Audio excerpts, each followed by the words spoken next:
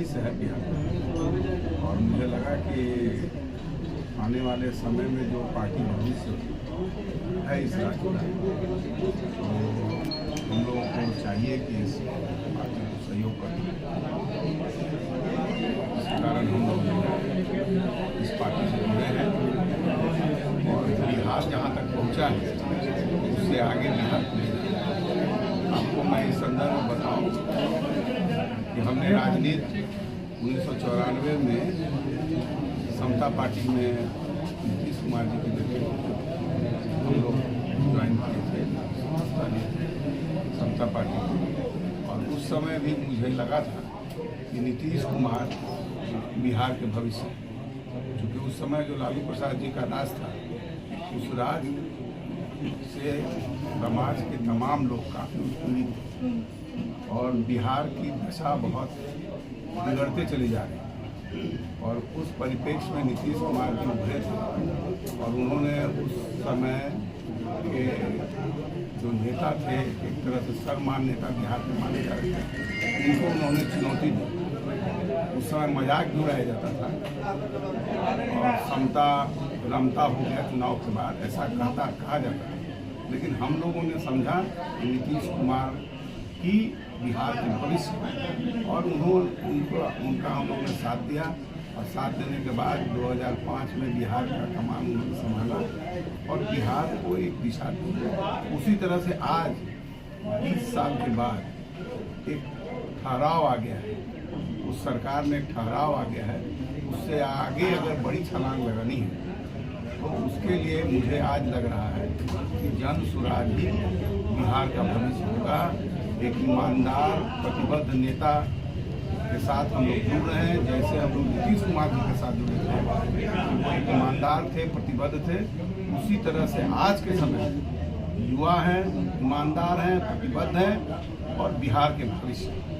इसीलिए मुझे लगा, हालांकि मेरी राजनीतिक जो है यात्रा लगभग 31 साल की हो गई है, और उससे जो मैंने सीखा है, अनुभव किया है, अगर नीतीश कुमार ने समावेशी विकास किया है और बिहार को फर्श से ऊंचाई तक ले गए हैं, तो मुझे पूरा विश्वास है कि प्रशांत किशोर जी बिहार को इस ऊंचाई से बड़ी ऊंचाई तक ले जाएंगे। पलायन जो हुआ है वो रुक सकेगा, बेरोजगारी पर हद तक लगाम लग सकेगा, और शिक्षा में हालांकि नीतीश कुमार जी ने बहुत काम किया, लेकिन जो गुणवत्तापूर्ण शिक्षा होनी चाहिए, जो शिक्षकों की समस्याएं हैं, जो शिक्षार्थियों की जो समस्याएं हैं, जो शिक्षा में जो आधारभूत संरचनाओं की कमी है, उन कमियों को दूर करके हम चाहेंगे कि हमारे जो विद्यालय हैं, वो जो प्राइवेट विद्यालय हैं, जो कॉन्वेंट विद्यालय हैं, उसकी बराबरी में आ सके।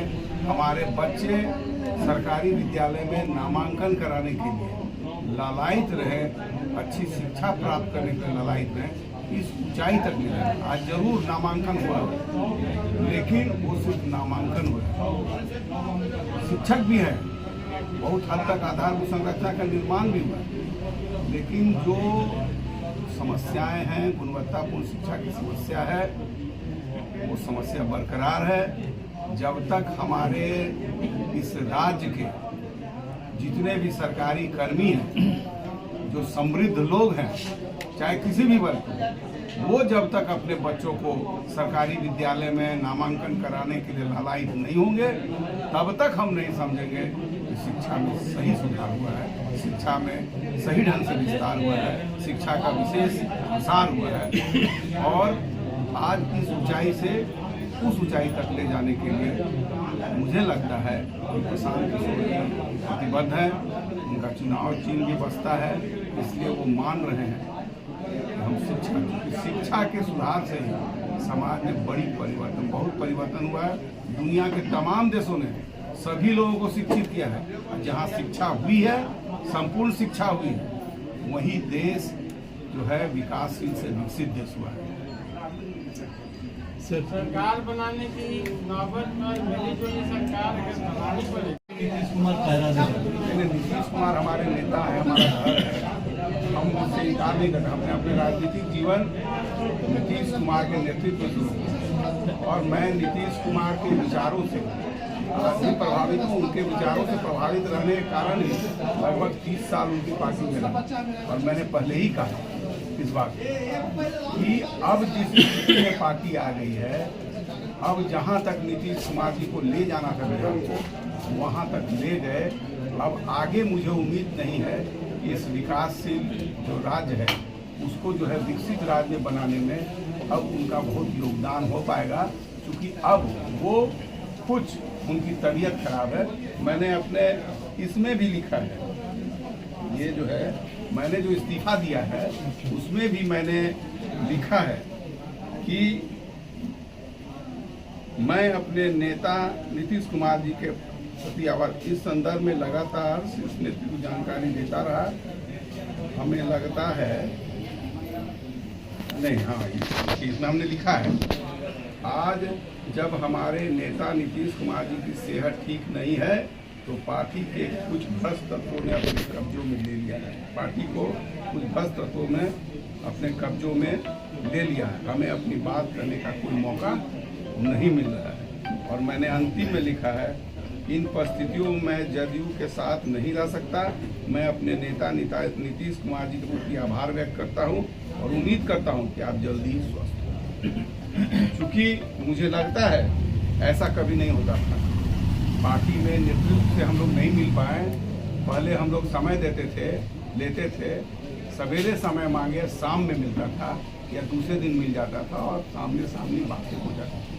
अभी मैंने 3 महीने से समय मांगा, माननीय मुख्यमंत्री जी ने यहाँ से समय नहीं मिला। इसमें मुझे स्पष्ट दिखता है कि वहाँ साजिशकर्ता लोग मौजूद हैं। वो चाहते नहीं हैं कि वैसे लोगों का संपर्क नीतीश कुमार जी से हो जो वर्तमान परिस्थिति की जानकारी उनको दे सके। युवाध्यक्ष को दीजिए, जिलाध्यक्ष युवा बाबा ये कौलेश्वर पासवान जी हैं, गुरुआ विधानसभा प्रभारी हैं। ठीक है जी,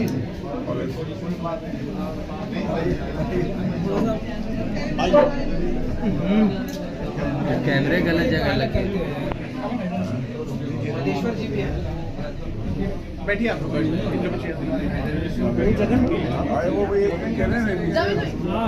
मिथिलेश मान जी के देखा